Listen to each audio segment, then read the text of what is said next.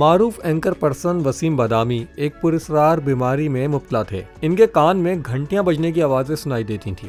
सूरह रहमान के जरिए इलाज करने के हवाले से मशहूर डॉक्टर मोहम्मद जावेद अहमद ने मारूफ एंकर पर्सन वसीम बादामी के एक पुरस्कार बीमारी में मुब्तला होने का दावा कर दिया। डॉक्टर मोहम्मद जावेद अहमद ने एक पॉडकास्ट में शिरकत की जहां उन्होंने वसीम बादामी की पुरस्कार बीमारी के बारे में बात की। डॉक्टर मोहम्मद जावेद ने कहा कि वसीम बादामी को एक बीमारी थी जिसमें इन्हें अपने कान में घंटियां बजने की आवाज़ें सुनाई देती थीं। डॉक्टर ने मजीद कहा कि वसीम बादामी ने मुझसे इलाज करवाने के बाद मीडिया के सामने कभी इसका जिक्र नहीं किया और कभी मुझसे मिलने भी नहीं आया।